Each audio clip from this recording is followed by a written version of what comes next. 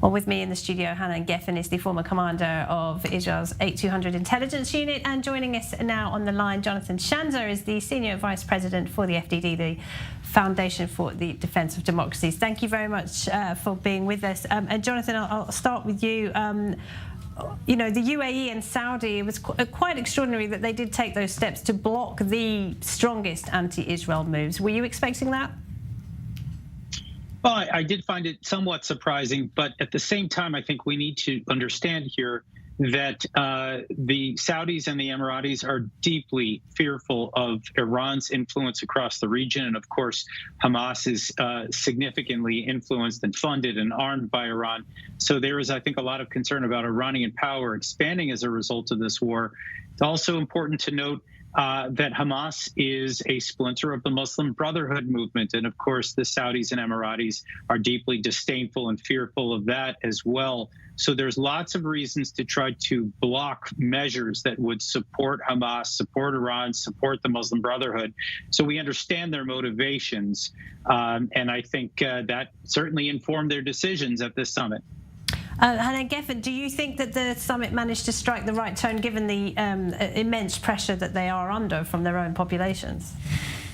It's surprising, the decision not to do anything, which is the bottom line of, might be surprising in faced with the rhetoric that started these discussions, and or the expectation at least.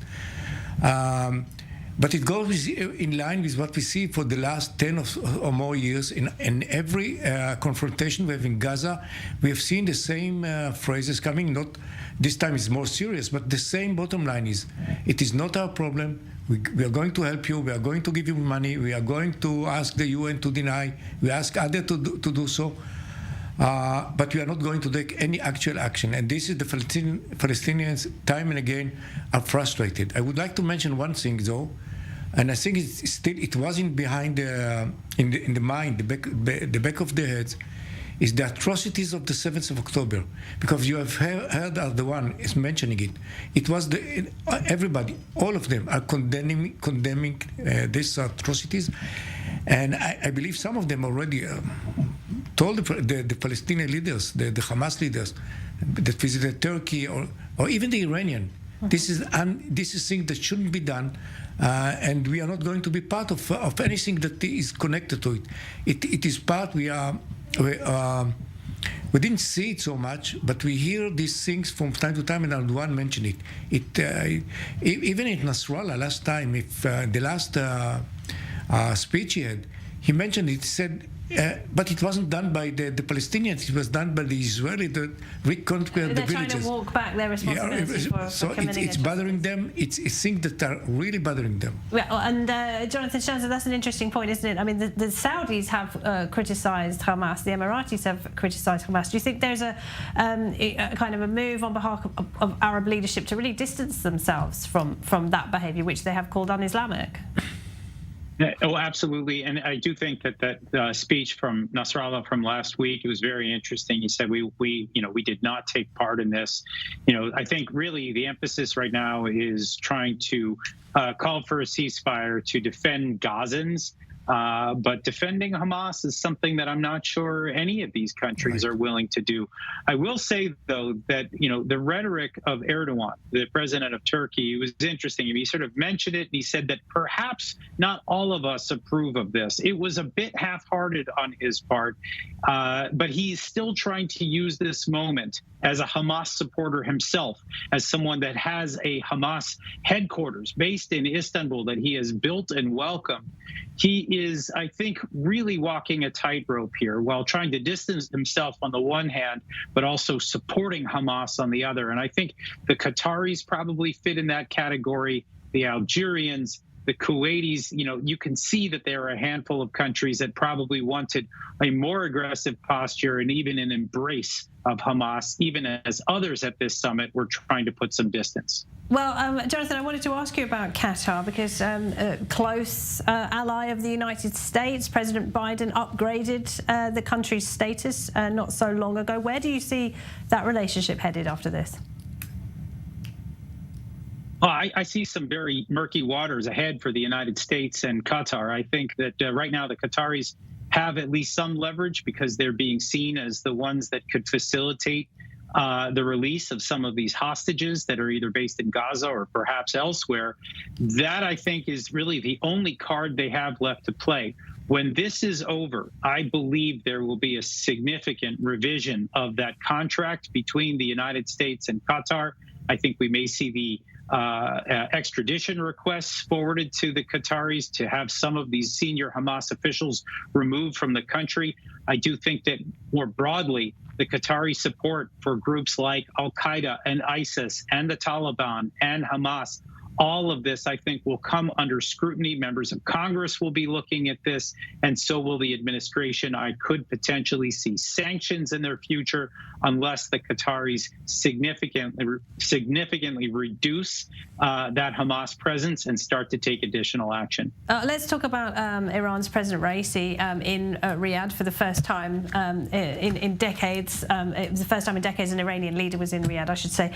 It was interesting, wasn't it, to hear Raisi and the protesters in London chanting for the same thing, from the river to the sea. Yeah. What does that say to you? Raisi said very clearly he wants to annihilate Israel. He was the only one, and I guess all the rest of the participants were feeling very embarrassed by him. He spoke very. I think he damaged. One of the damages that caused to the decision there was his speech, because it was so out of the way that we hear the Arab leaders today. I don't believe there's any Arab leaders that would take such a position of such a stand, and he was out of context there.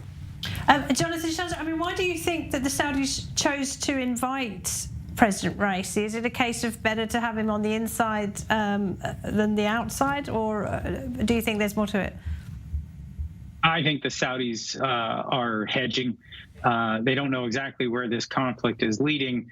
And I think they wanted to show unity within the Muslim world. But it was shameful. It really is, for an American ally to allow the Iranian president to be there. This is a man who's been supporting the Houthis, which have been attacking the Saudis over the last decade. Yes. This is the same figure that has been supporting Hamas and Hezbollah and a number of other groups that the Saudis are opposed to. So it was, I think, a shameful moment for the Saudis. I think they're probably regretting right now his inclusion in this conference. And not just that, Jonathan, of course, we've had more than 40 attacks by Iranian proxies on US troops in Iraq and Syria over the past few weeks. I mean, any response from the US expected on that? Well, we continue to see a U.S. responding. There's been 48 or more that we've been able to count of these attacks coming from Shiite militias and in Syria and Iraq. It's obviously clear that the Iranians are trying to drag the U.S. into this conflict in some shape or form. The U.S. response has been muted until now. I think effort, at least from my vantage point, is to try to prevent the spread of this war to a multi-front conflict. This is what the U.S. has tried to do from the beginning. This is why we have assets in the Mediterranean as well as in the Persian Gulf. It's an attempt to deter the Iranians and Hezbollah. Unfortunately, I think as long as the U.S. is sustaining this kind of muted response, I don't believe that the Iranians or Hezbollah will be deterred. And actually more weakness or perceived weakness from the United States might encourage the kinds of attacks that we're seeing out of Lebanon toward Israel and out of the Shiite militias in both Syria and Iraq. This has the potential for real escalation. And Hanan, I mean, Bashar al-Assad, the Syrian president, and Iran's Raisi have killed more Muslims in the past decade than any other living. Yeah, that's what a joke in the Arab world, because the Muslim, the Sunnis in Syria are suffered a lot. Many of them, I think, a third of the Sunni population was removed from the places, spread around the world. And this guy coming to speak about human rights and so on. So it's the joke that everybody enjoyed last week in the Arab world. And you wanted to say something about the Houthis? No, I don't. About how for the Saudis to invite Raisi at a time when Raisi's forces have been the Houthis, in a way, they are bounding the U.S. and Saudi and Israel together, creating a safe zone there, trying to build early warning system, combining experience. So actually, Israel and Saudi Arabia, together with U.S., a lot of work to do, and I believe there is a lot of cooperation as regard to the Houthis. Let's talk about Turkey's President Erdogan then, who was also at the meeting this weekend. And Jonathan Schanzer, I mean, Erdogan has been the most forthright, perhaps, in his support for Hamas. He says it's wrong to call them terrorists. They are brave mujahideen defending their land. I mean, he's a NATO ally. Turkey is a NATO ally. Why do you think he is going so far to antagonize the United States, or is there more to it?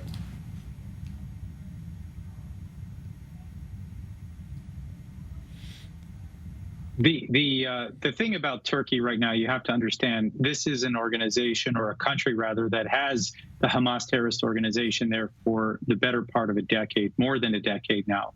This has been a serious problem for the United States, but it's not the only problem for the United States, right? You got to remember, Turkey has bought the S-400 system from Russia. This was in direct contravention of American guidance, and it actually poses a major cyber threat to the United States based in Turkey. They have supported the Islamic State. They have helped Iran evade sanctions to the tune of $20 billion over the last decade. Turkey, I think at this point, it's safe to say, does not belong in NATO at all. And I do think that, similar to what we're seeing with the Qataris, we're going to see a similar revision of the contract between the United States and Turkey when this is all said and done. But until then, I do believe that Erdogan is going to continue to stir things up, to continue to push for heightened tensions in the region. I will note he invoked Jerusalem at this summit the other day. This was, I think, a new one for everyone there. Everybody was focusing on Gaza, and all of a sudden he throws Jerusalem, which is, of course, a deeply sensitive issue in the Muslim world and the Arab world. He threw that into the mix. It was as if he threw gasoline on the fire. I don't think that it took off. I don't think that everybody sort of jumped on that talking point, but you can see this is where that he would like to take things in the near future. All right. Thank you, Jonathan. Well, let's take a quick listen to Erdogan himself speaking at that summit this weekend. It's a shame that Western countries, which always talk about human rights and freedom, remain silent in the face of ongoing massacres in Palestine. Well, we can go to Istanbul now. We're joined by journalist Ayla Jean Yakli. And Ayla Jean, thanks for being with us. And we just heard some of Erdogan's comments there. And as Jonathan Schanzer was pointing out, he did go much further than any other leader, perhaps not as far as President Raisi of Iran, to criticize Israel, as Jonathan Schanzer put it, as throwing fuel on the fire. Would you go along with that? Well, we have seen that Erdogan has been far more strident in recent weeks than his Arab counterparts. And it's important to point out that this is from an ally of Israel, one that has diplomatic relations, a huge trade relationship, whereas a country like Saudi Arabia doesn't even have formal diplomatic ties. So it certainly distinguishes Erdogan. And he's been pursuing this, it seems, out of, pure outrage. He is very angered by the Israeli response to the October 7 attacks. But as always, it's important to note that this is a crisis that he's probably trying to exploit politically at home. Sympathy for Palestinians is very widespread. And one thing that Erdogan has done successfully here in Turkey is almost equate the Palestinians with Hamas, an organization that he has long supported. Right, which is the opposite of what many Palestinian advocates are trying to do, and say that the Palestinians are not Hamas and the Palestinians are actually victims themselves of Hamas. I'm wondering how this is affecting his other relationships in the region. With Qatar, for example, that has always been a complicated relationship, hasn't it? Complicated, sure, but also a very close one, both in terms, again, of, financial links, ideology as well. Turkey has stood by Qatar, especially during its crises with other Gulf nations in recent years. So in some ways, I would say that they're probably on a closer page. What is interesting is that relations between Turkey and Egypt and Turkey and Saudi had been so strained in recent years. And this has now put them in this kind of uncomfortable partnership, the crisis in Gaza. But it's important to note that those divisions were really a result of Erdogan's perceived support for the Muslim Brotherhood throughout the Arab world. And one has to wonder whether his support for Hamas could raise concerns in both Riyadh and Cairo about his position on the Brotherhood at large. And Ayla, as you pointed out at the beginning, Israel and Turkey are countries with relations. They do have a strong trading partnership. Given his violent anti-Israel rhetoric, is Erdogan prepared to write off his relationship with Israel?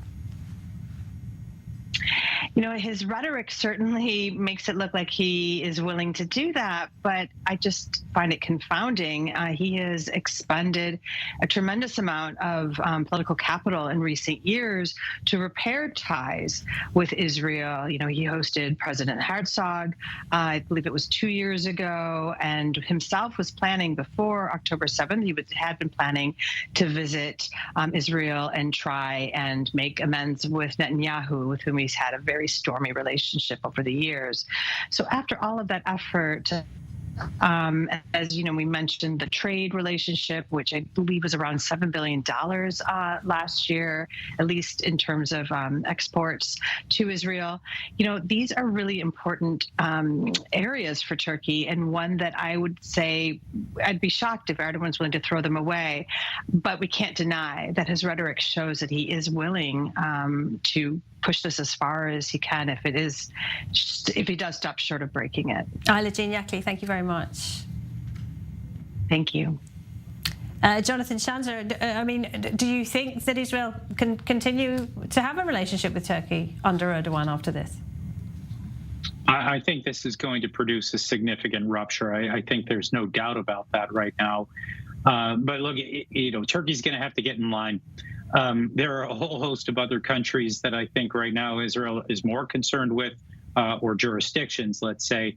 Gaza is first in order of battle. Obviously, the escalation that we're seeing in Lebanon is a huge problem.